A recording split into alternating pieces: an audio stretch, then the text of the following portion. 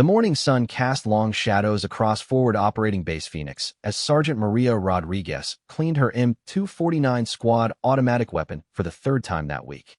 At 5 feet 4 inches and 125 pounds, she looked more like someone who should be serving coffee than carrying a machine gun, at least according to the daily comments from her fellow soldiers. The weapon weighed nearly 17 pounds unloaded, almost 15% of her body weight, yet she handled it with the grace of a concert pianist touching keys. "Look at little Maria playing with her big gun again," called out Corporal Jake Mitchell from across the equipment bay. His voice carried the familiar tone of condescension that had become the soundtrack to Maria's military life. "Maybe we should get you something more your size, like a water pistol." The laughter that followed was automatic, predictable as morning reveille. Maria didn't look up from her weapon maintenance. She had learned long ago that responding only fed the beast of their mockery. Instead, she continued her methodical inspection of the firing pin, bolt carrier, and gas regulator. Every component had to be perfect. In combat, there were no second chances for sloppy maintenance. Staff Sergeant Tommy Chun approached her position, his expression more serious than usual. "Rodriguez, you're on the morning patrol roster. Sector 7 sweep, potential IED reports from local informants." This announcement brought another round of snickers from the assembled soldiers. Sector 7 was known for its rough terrain and frequent contact with enemy forces. It was the kind of assignment usually reserved for the most experienced and capable fighters. "Sarge, you sure about putting the princess on point duty?" Mitchell's voice dripped with false concern. "What if she breaks a nail?" Chen's jaw tightened. He had been Maria's advocate since her arrival at the base 6 months earlier. But even his influence couldn't completely shield her from the casual cruelty of soldiers who measured worth by physical intimidation rather than skill. "Rodriguez has higher marksmanship scores than anyone in this unit," Chen stated flatly. "Her weapon maintenance is textbook perfect, and she's never missed a training exercise. I'd rather have her watching my six than half the cowboys in this room." The comment stung because it was true. Maria's shooting scores were legendary among the training staff. She could put 3 rounds through the same hole at 300 meters with iron sights. Her times on the automatic fire course were faster than soldiers who had been carrying machine guns since before she was born. But scores on paper didn't translate to respect in the field, especially not for a woman who looked like she belonged in a college classroom rather than a combat zone. Private First Class Danny Kowalski, barely 19 and still soft around the edges despite 3 months in country, decided to add his voice to the chorus. "My little sister could probably carry that gun better than Rodriguez. At least she's got some meat on her bones." Maria finally looked up, her dark eyes meeting Kowalski's pale blue ones. There was no anger in her expression, no wounded pride. Just the calm assessment of someone who had learned to save her emotions for when they might actually matter. "Your sister ever fire one of these in combat, Kowalski?" Her voice was steady, conversational. "Because I'm pretty sure there's a difference between carrying weight and putting accurate fire on target when someone's shooting back." The comment hit harder than shouting would have. Kowalski's face reddened, but before he could respond, Chen cut him off with a sharp gesture. "Equipment check in 20 minutes. Full combat load. We roll in 45. His tone indicated the conversation was over. As the other soldiers dispersed to gather their gear, Maria continued her weapon maintenance routine. She field-stripped the M249 completely, inspecting each component under the harsh fluorescent lights of the equipment bay. The gas regulator was slightly dirty from their last patrol, so she cleaned it again. The bipod legs needed oil. The feed tray cover showed minor scoring that wouldn't affect function, but still bothered her perfectionist nature. Maria had grown up in East Los Angeles, the daughter of a mechanic who had taught her that tools were only as good as their maintenance. Her father, Miguel Rodriguez, had immigrated from El Salvador with nothing but work ethic and an almost religious devotion to doing things correctly the first time. He had passed both traits to his daughter, along with steady hands and an eye for detail that served her well in mechanical work. When Maria had announced her intention to join the army, Miguel had been quietly proud and openly worried. Not because she was female, but because he knew the world didn't always appreciate people who looked different from expectations. He had spent 30 years proving his worth as a mechanic to customers who initially doubted that someone with his accent could fix their cars. Now his daughter would face similar challenges in an environment where doubt could be fatal. The irony wasn't lost on Maria that her fellow soldiers' assumptions about her capabilities were remarkably similar to the prejudices her father had faced. The difference was that automotive repair didn't involve people shooting at you while you worked. 20 minutes later, Maria stood in formation with her squad, every piece of equipment precisely arranged and properly secured. Her body armor was adjusted for maximum mobility while maintaining protection. Her ammunition was distributed to balance weight and accessibility. Her water and medical supplies were positioned for easy reach under stress. She looked like a soldier, albeit a smaller one than the others. Lieutenant James Harrison, their squad leader, was a competent officer who had learned to trust Maria's abilities despite his initial skepticism. He briefed them on their mission with military precision: patrol through the village of Khor Dalan, check for IED placement along the main supply route, and assess the mood of the local population.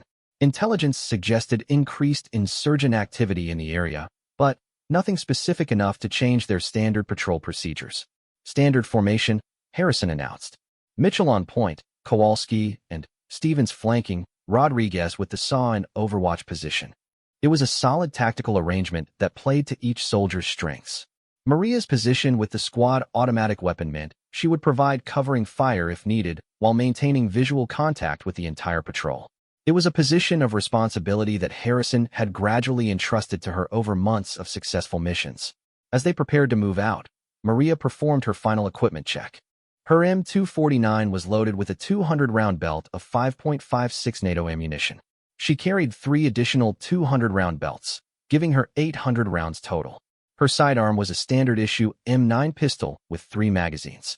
She had smoke grenades, fragmentation grenades, and enough water and medical supplies to sustain herself and provide aid to others if necessary.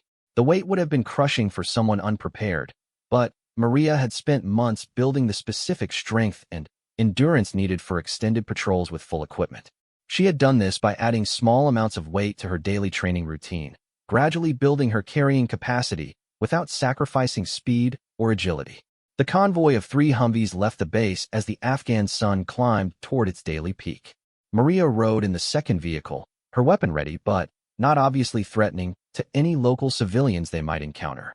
The balance between readiness and approachability was delicate in a counterinsurgency environment where winning hearts and minds was often more important than winning firefights.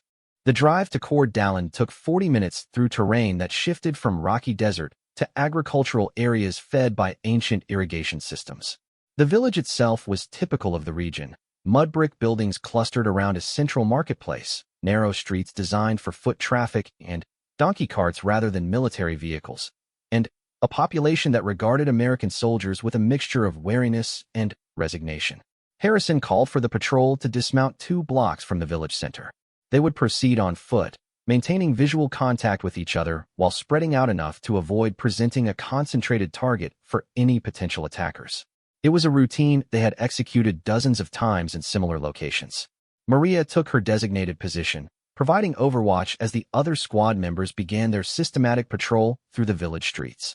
Her eyes constantly scanned for potential threats: unusual civilian behavior, objects that didn't belong, windows, and rooftops that could conceal enemy fighters. The M249 was ready, but not obviously aimed at anyone in particular. The local children were the first to approach, as they always were. Children in Afghan villages had learned that American soldiers sometimes carried candy or small toys, and they were naturally curious about the foreigners who appeared periodically in their neighborhood. Maria watched them carefully, not because she suspected them of hostile intent, but because their behavior often indicated the general mood of adult civilians nearby. Today the children seemed more cautious than usual.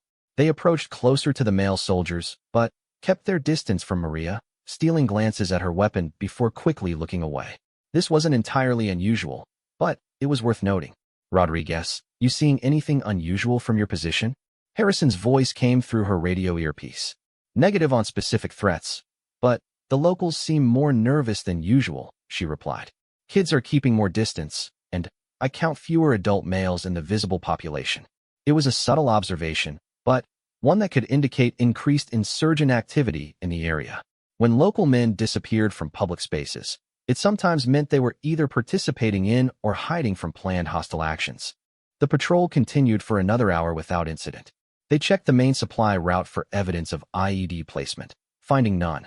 They spoke with several local merchants and village leaders, all of whom claimed no knowledge of any insurgent activity.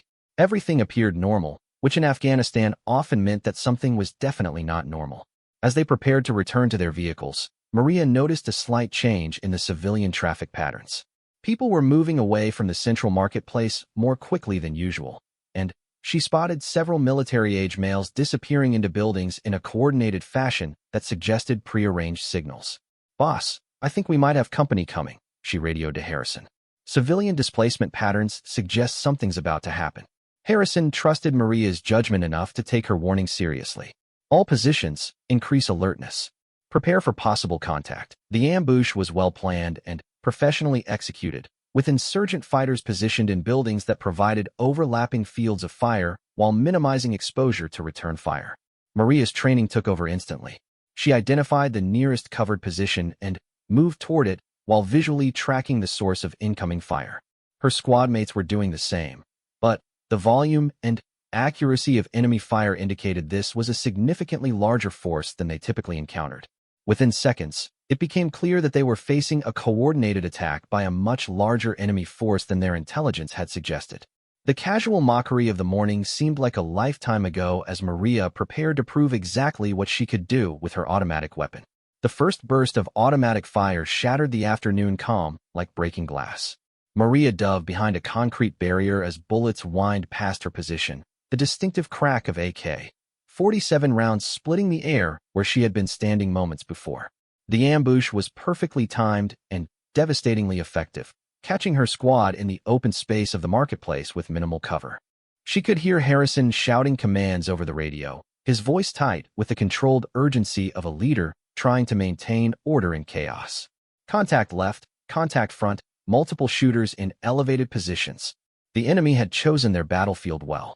The marketplace was surrounded by 2- and 3-story buildings that provided excellent shooting positions while limiting the Americans' options for cover and maneuver.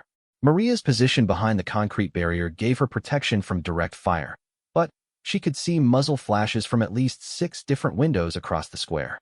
"Rodriguez, can you get eyes on the rooftop positions?" Harrison's voice crackled through her earpiece. Maria raised her head cautiously, using the scope on her M249 to scan the buildings. What she saw made her blood run cold. This wasn't a hastily organized ambush by a few insurgent fighters. The enemy positions were manned by disciplined fighters who were maintaining coordinated fire while conserving ammunition. She counted at least 15 separate firing positions, which meant they were facing a force 3 times larger than their 6-man patrol. "Boss, we've got major problems," she radioed back. "I count 15+ shooters in prepared positions. This is a planned kill zone." The tactical situation was nightmare fuel for any infantry unit. They were outnumbered, outgunned, and caught in terrain that favored the enemy. Their only advantages were training, communications, and the firepower of Maria's squad automatic weapon.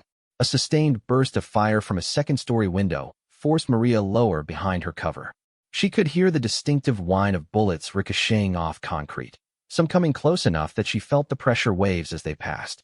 20 meters to her left, she saw Mitchell scrambling for cover behind an overturned cart, his face white with shock. "Mitchell's hit." Kowalski's voice was high with panic. "I need a medic." Maria looked toward Mitchell's position and saw blood spreading across his shoulder. The wound didn't appear life-threatening, but it was bleeding heavily and would limit his ability to return effective fire.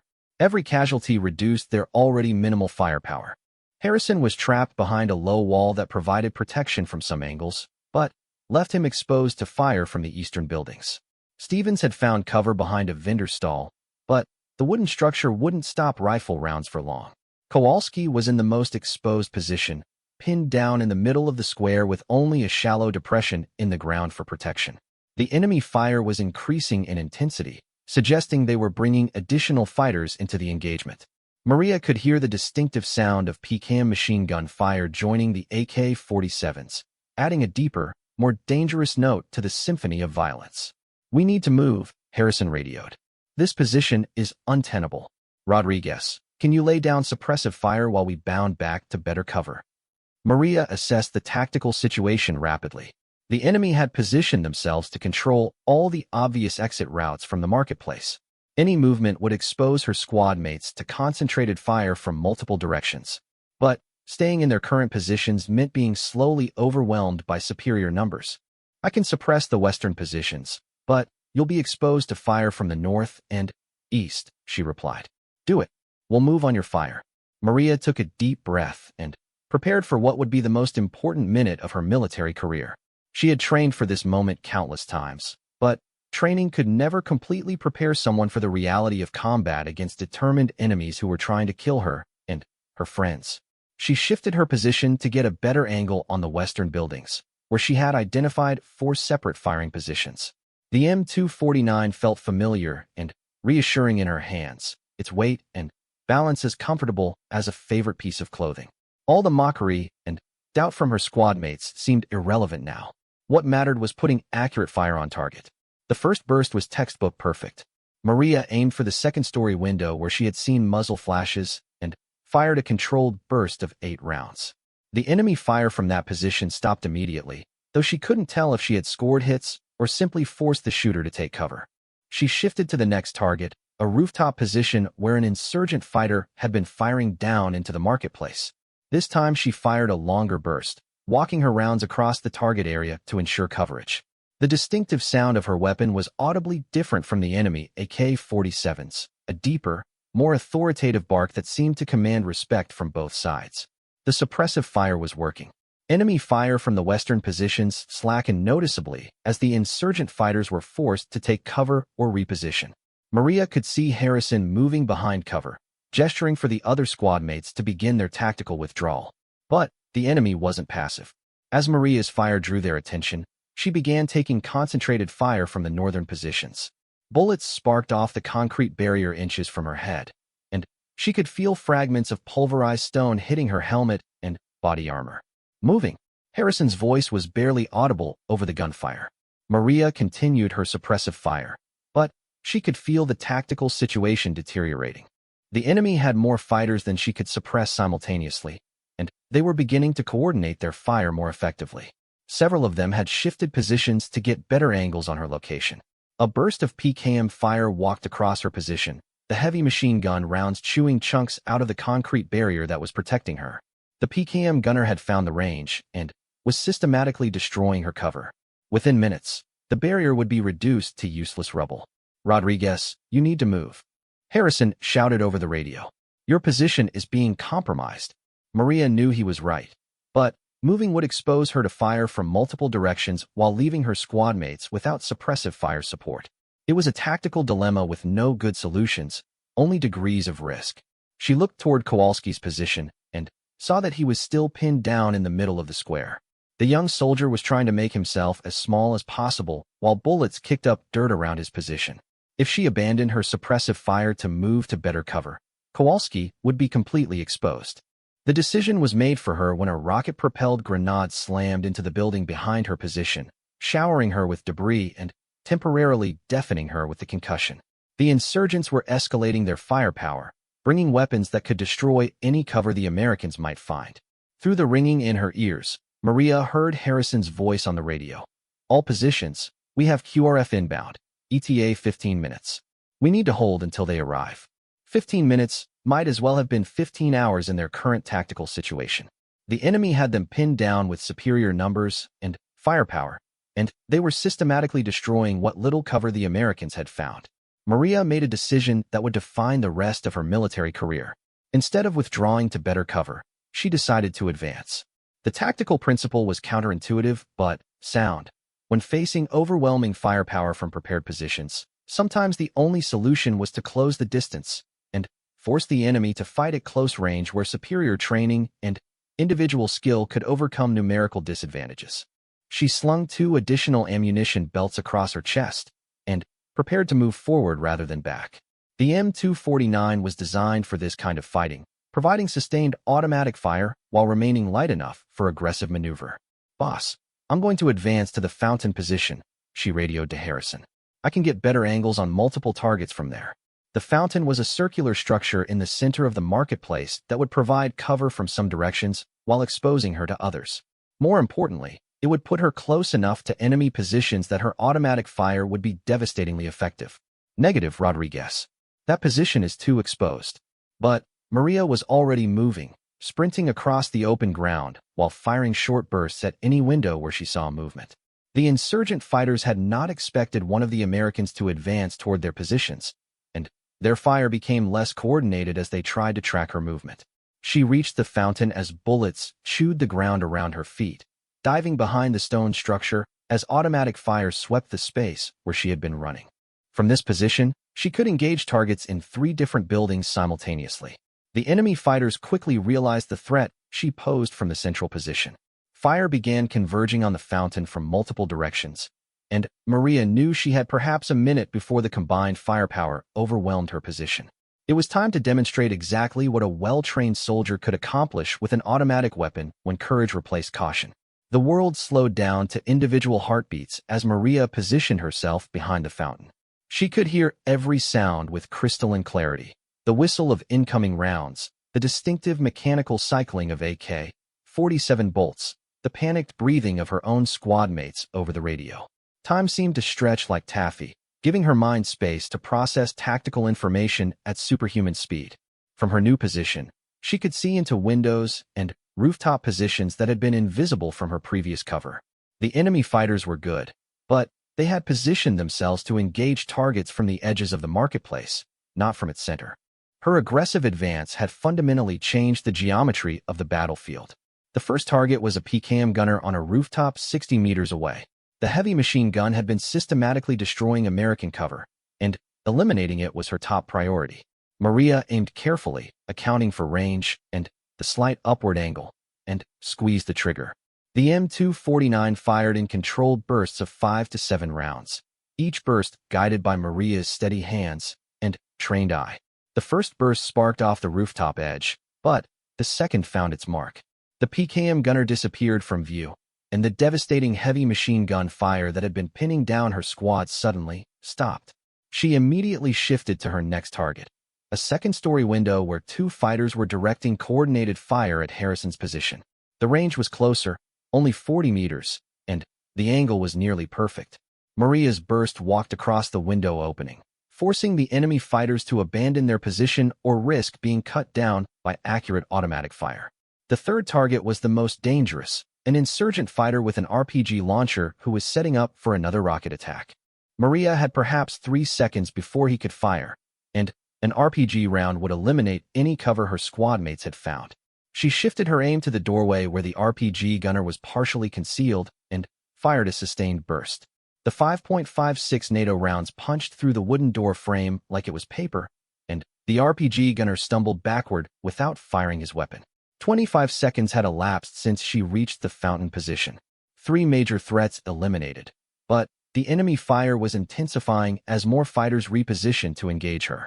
Bullets were striking the fountain's stone structure with increasing frequency, and she could hear the whine of ricochets getting closer to her head. Maria's tactical awareness expanded beyond individual targets to encompass the entire battlefield.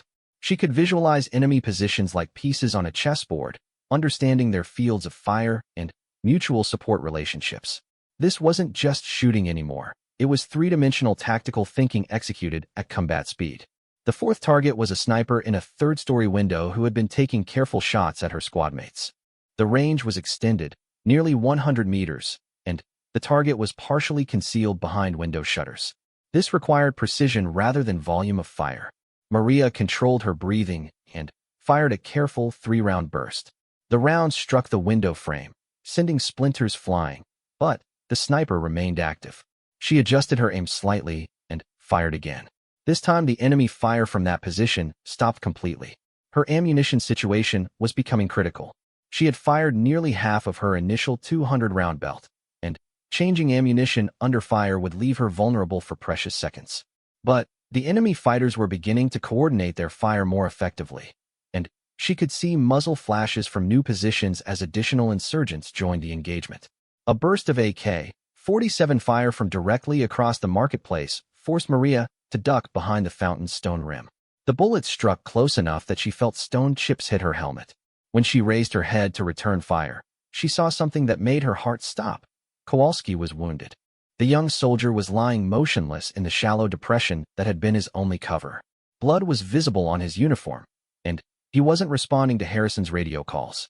Whether he was unconscious or dead, Maria couldn't tell, but he was completely exposed to enemy fire from multiple directions. She made another split-second tactical decision. Instead of continuing to engage distant targets, she would provide close-range suppressive fire to cover a medical evacuation of Kowalski's position. "Boss, I'm going to lay down continuous fire on the eastern positions," she radioed. "Send Stevens to get Kowalski." "Negative, Rodriguez. You don't have enough ammunition for sustained suppression." "I've got enough." It was partially true. She could provide perhaps 30 seconds of continuous suppressive fire before her ammunition ran critically low. But 30 seconds might be enough for Stevens to reach Kowalski and drag him to cover. Maria took a deep breath and began the most intensive minute of automatic fire in her military career. She systematically engaged every enemy position she could identify, firing controlled bursts in rapid succession while shifting her aim from target to target. The M249's cyclic rate of fire was 750 rounds per minute, and she was pushing it close to its mechanical limits. The effect was devastating. Enemy fire slackened dramatically as insurgent fighters were forced to take cover or abandon exposed positions. The psychological impact of accurate, sustained automatic fire was as important as the physical damage it inflicted.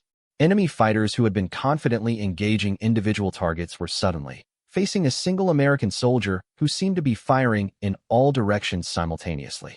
She could see Stevens moving toward Kowalski's position, staying low and using what little cover was available. The medic reached the wounded soldier and began checking his condition while Maria continued her suppressive fire. 45 seconds since she had started her sustained fire sequence. Her ammunition belt was running dangerously low, and the M249's barrel was heating up from the volume of fire. But she could see Stevens dragging Kowalski toward better cover, so the tactic was working. A new threat appeared. 3 insurgent fighters had left their prepared positions and were advancing toward the marketplace with assault rifles and grenades.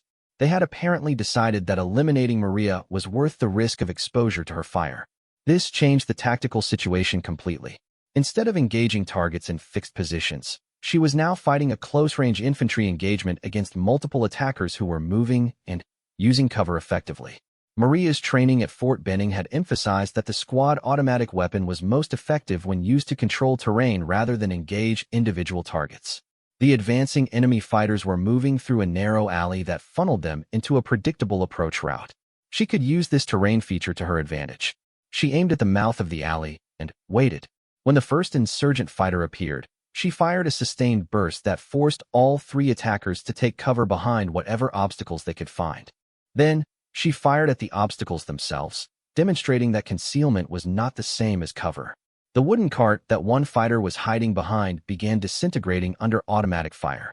The concrete steps that provided cover for another attacker became a shower of fragments as 5.56 rounds chewed them apart. The third fighter tried to advance by rushing from one covered position to another, but Maria's fire was accurate enough to make such movement suicidal. Stevens reached cover with Kowalski, whose wounds appeared serious but not immediately life-threatening. One threat resolved, but Maria's ammunition situation was now critical. She had perhaps 20 rounds remaining in her current belt, and changing ammunition would require several seconds of vulnerability. The insurgent fighters seemed to sense her predicament. Enemy fire was increasing again as they realized her rate of fire had decreased. She could see muzzle flashes from positions she had previously suppressed, indicating that some fighters were returning to advantageous shooting positions. Maria made her final tactical calculation of the engagement. She had one 200-round ammunition belt remaining, plus 2 fragmentation grenades.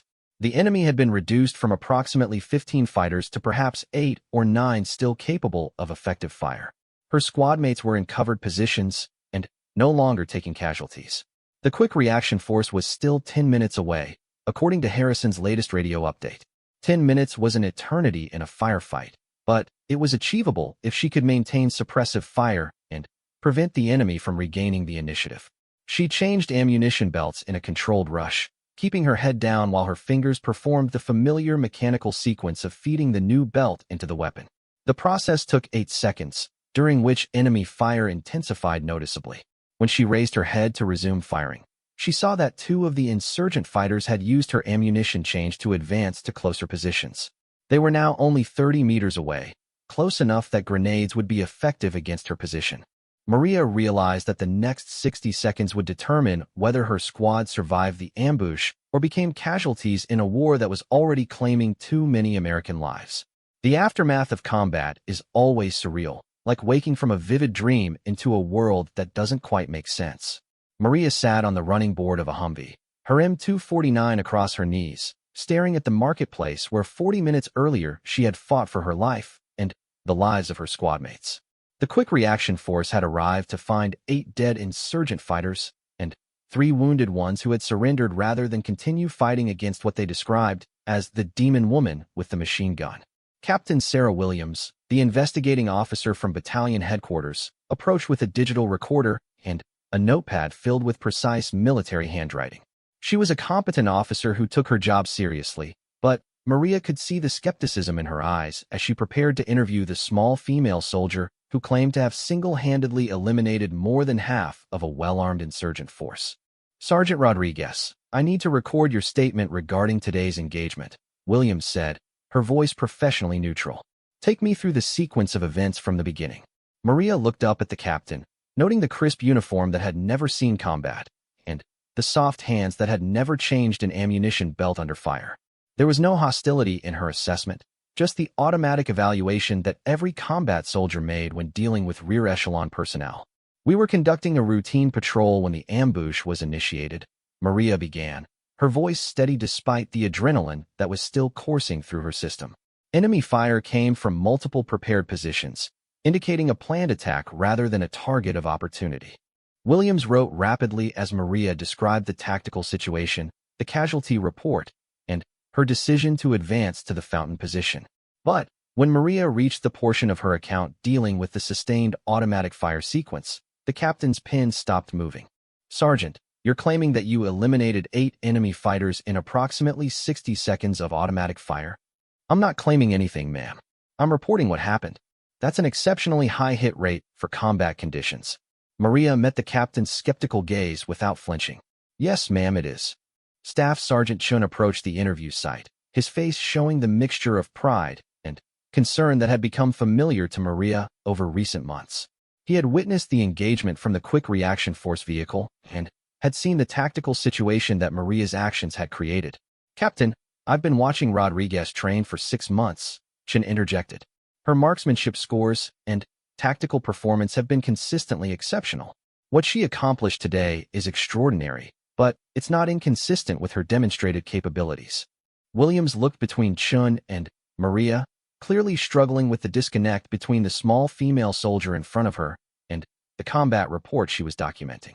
8 confirmed enemy kills in a single engagement was the kind of statistic usually associated with snipers or special operations personnel, not ordinary infantry soldiers. "I'll need to interview the other squad members to corroborate the details," Williams said finally.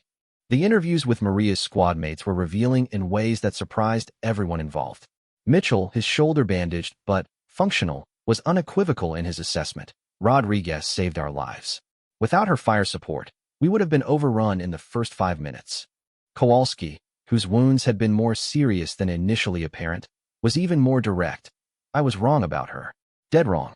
She's the best soldier I've ever served with." But it was Harrison's statement that carried the most weight with investigating officers. As the squad leader, his tactical assessment would be given significant credibility in any official report. Sergeant Rodriguez demonstrated exceptional courage, tactical judgment, and marksmanship under extreme combat conditions, Harrison stated formally. Her actions were not reckless or undisciplined. "Every decision she made enhanced our tactical position and contributed to mission success. I would be honored to serve with her in any future combat operations." The investigation took 3 days, during which time Maria continued her normal duties while battalion officers interviewed witnesses, examined physical evidence, and attempted to reconcile the combat report with their preconceptions about female soldiers in infantry roles. The physical evidence was compelling. 8 dead insurgent fighters, all killed by 5.56 NATO rounds consistent with the M249 squad automatic weapon. Ballistic analysis confirmed that the rounds had been fired from multiple positions, indicating movement under fire rather than static shooting. The ammunition expenditure was documented, 380 rounds fired, with an estimated hit rate exceeding 20% under combat conditions. Word of the engagement began spreading through the military community faster than official reports could be processed. In an era of social media and instant communication, news of the 5'4" female soldier who outgunned 15 insurgents reached military bases around the world within hours of the incident. The attention was unwelcome. Maria had not joined the military to become famous or to prove political points about women in combat. She had enlisted to serve her country and to challenge herself in the most demanding profession she could imagine. The sudden spotlight felt like a distraction from the real work of being a soldier. The media attention began with a small article in the military newspaper Stars and Stripes, but it quickly escalated when civilian news outlets discovered the story. Reporters began calling the base, asking for interviews with the female Rambo, and requesting access to combat footage that didn't exist. Colonel James Patterson, the base commander, called Maria to his office on the fourth day after the engagement. Patterson was a career infantry officer who had served multiple combat tours and had little patience for publicity stunts or political theater. His office walls were lined with unit photographs and commendation certificates that testified to 30 years of professional military service. Sergeant Rodriguez, I want you to understand that your actions reflect great credit on this unit and the United States Army, Patterson began. You have demonstrated courage and competence under fire, and your fellow soldiers are alive today because of your actions. Thank you, sir. However, the media attention surrounding this incident is becoming disruptive to our operational mission. I need to know how you want to handle requests for interviews and public appearances. Maria had been dreading this conversation. She understood that the Army had public relations interests that might conflict with her personal preferences for privacy and anonymity. Sir, I would prefer to continue my normal duties without media involvement. I didn't do anything that any other soldier wouldn't have done in the same situation. Patterson smiled slightly. Sergeant, that's exactly what I hoped you would say. The Army will handle media requests through our public affairs office. You are not authorized to speak to reporters without prior approval. The relief was immediate. Maria had been worried that she would be required to participate in publicity events that would interfere with her military service. But Patterson's directive protected her from unwanted attention while acknowledging her actions through appropriate military channels. The formal commendation came 2 weeks later. The Bronze Star Medal with Valor device was presented in a small ceremony attended only by her unit and base personnel. There were no cameras, no speeches about breaking barriers or challenging stereotypes. Just a recognition of exceptional performance in combat, the kind of recognition that every soldier hoped to earn through service to their country and their fellow warriors. Maria's parents flew in from Los Angeles for the ceremony, and Miguel Rodriguez stood at rigid attention as his daughter received one of the military's highest honors for combat valor. His face showed the quiet pride of a man who had always known his daughter was special, even when the rest of the world needed convincing. But the real recognition came from her squad mates, who had quietly begun referring to her as Princess, with a completely different tone than the mockery of previous months. Mitchell presented her with a small plaque that read, "To the Princess of Automatic Fire," signed by every member of the squad. It was the kind of tribute that meant more than any official medal. The incident changed the dynamics within the unit in subtle but meaningful ways. The casual mockery about Maria's size and gender disappeared completely, replaced by the professional respect accorded to proven combat veterans. New soldiers arriving at the base quickly learned that questioning Rodriguez's capabilities was not acceptable behavior. But, perhaps more significantly, Maria's example began attracting other female soldiers to infantry specialties that had previously been dominated by male personnel.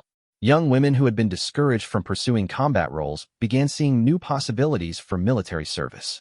Staff Sergeant Chun was promoted to Sergeant First Class, and used his new position to advocate for expanded opportunities for female soldiers in combat arms specialties.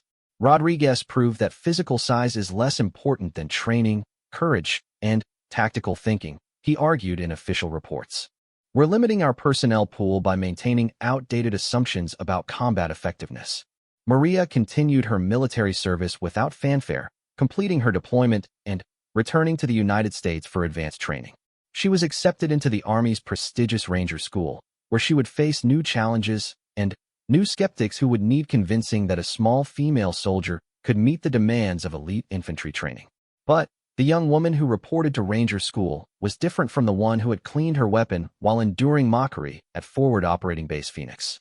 She carried herself with the quiet confidence of someone who had been tested in combat and found worthy. The doubts and questions that had once bothered her now seemed irrelevant, background noise from people whose opinions mattered less than the trust of soldiers who had shared life and death moments with her. 5 years after the firefight in Coeur d'Alene Marketplace, Sergeant First Class Maria Rodriguez stood before a class of 42 female recruits at Fort Benning, Georgia. The faces looking back at her were young and eager, filled with the same determination she remembered from her own early military training. But, unlike her experience, these women were training in an environment where female combat effectiveness was no longer theoretical.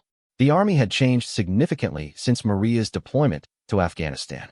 The official lifting of the ban on women in combat roles had opened previously closed career fields, but changing policies was easier than changing attitudes.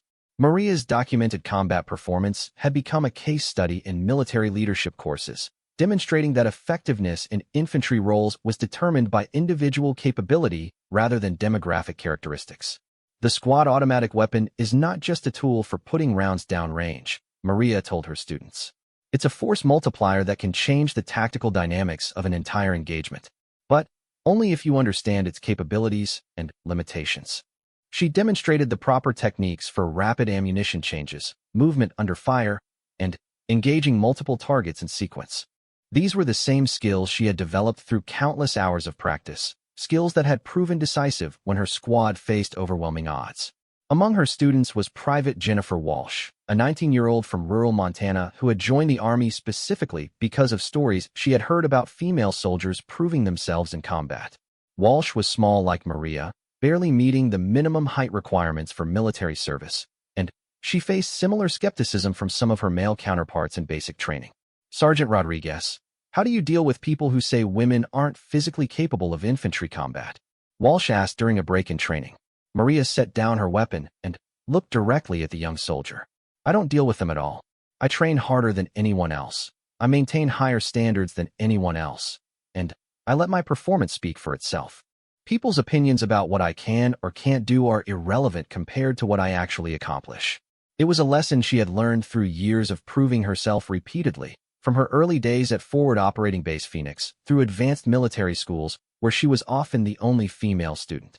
Each new assignment brought new skeptics who needed convincing, but Maria had learned that consistent professional performance was more persuasive than any argument.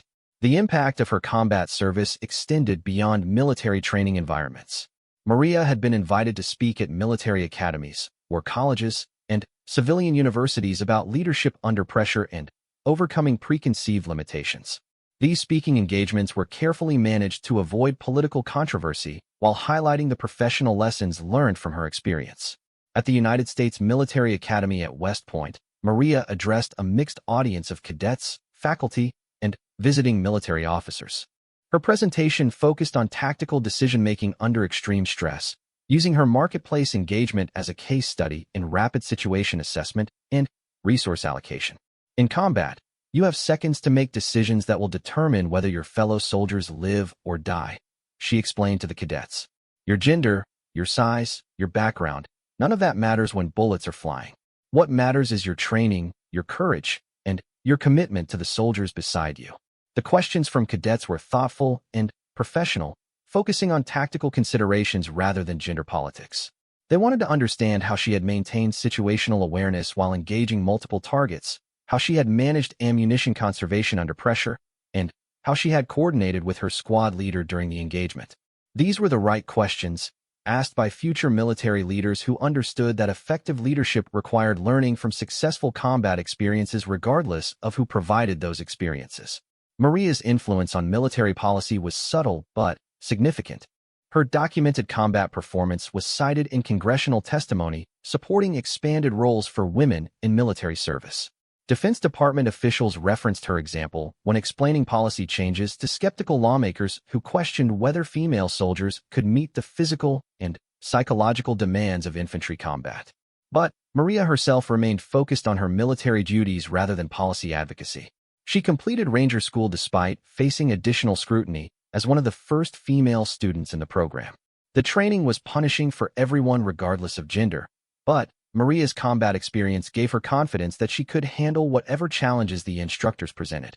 The Ranger instructors were professional soldiers who evaluated performance based on demonstrated capability.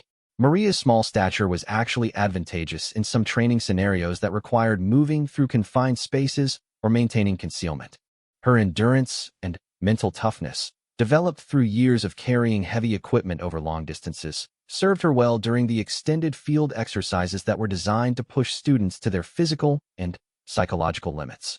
She graduated from Ranger School with honors, earning the coveted Ranger tab that signified completion of one of the military's most demanding leadership courses.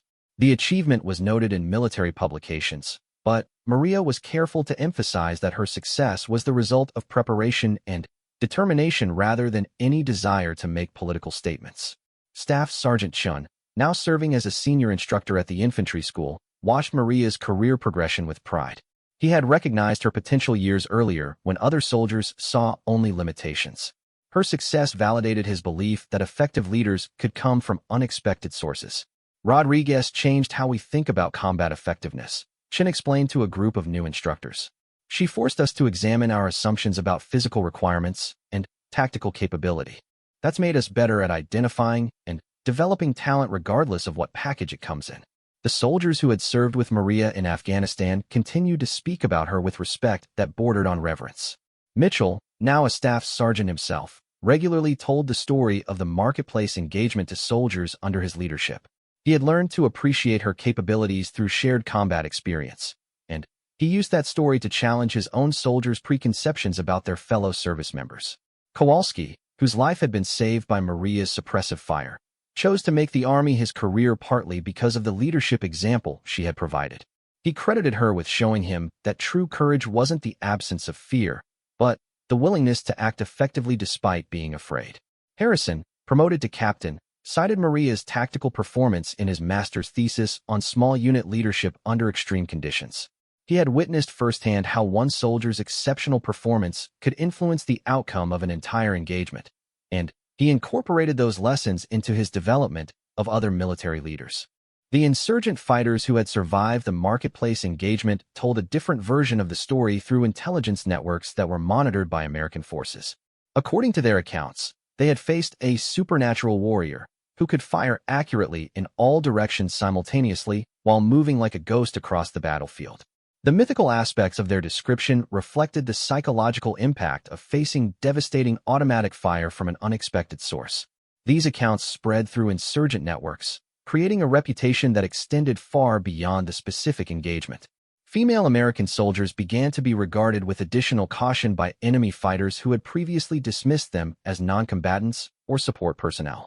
This shift in enemy perceptions improved the tactical effectiveness of all female soldiers operating in combat environments. Maria's parents followed her military career with quiet pride, attending ceremonies when possible and maintaining the family traditions that had shaped her character. Miguel Rodriguez had returned to his automotive repair business, but he kept newspaper clippings about his daughter's achievements in a folder that he occasionally showed to customers who expressed interest in his family. When asked about his daughter's military service, Miguel would smile and say, "She always was determined to prove herself. The Army just gave her a place to do it." Years later, when Maria was serving as a company commander responsible for training the next generation of infantry soldiers, she would often reflect on the ironies of her military experience. The same determination that had helped her endure mockery and doubt had driven her to achieve levels of professional excellence that eventually silenced all criticism. The small female soldier who had once cleaned her weapon alone while enduring constant questioning of her capabilities now led training programs that emphasized individual merit over demographic assumptions. Her legacy was not political, but professional. She had demonstrated that military effectiveness was determined by character, training, and courage rather than physical appearance or gender. In quiet moments, usually while performing routine maintenance on weapons that had become as familiar as her own hands, Maria would remember the marketplace in Coeur d'Alene and the 60 seconds that had defined her military career. She had proven herself in the most demanding test possible, not to make a point about gender equality, but simply to keep her fellow soldiers alive. That motivation, simple and immediate, had guided every decision she made during the most important minute of her life. The recognition and career advancement that followed were gratifying. But they were secondary to the knowledge that she had met the fundamental obligation of every soldier, to be worthy of the trust placed in her by the people who depended on her performance. The mockery and doubt that had once stung so deeply now seemed like distant memories from a different lifetime. Maria had learned that the only opinions that truly mattered were those of the soldiers who had shared danger with her and trusted her with their lives. Those soldiers had rendered their verdict in the most definitive way possible. They continued to serve alongside her, and they continued to trust her judgment when their lives depended on making the right decisions. The rest was just noise.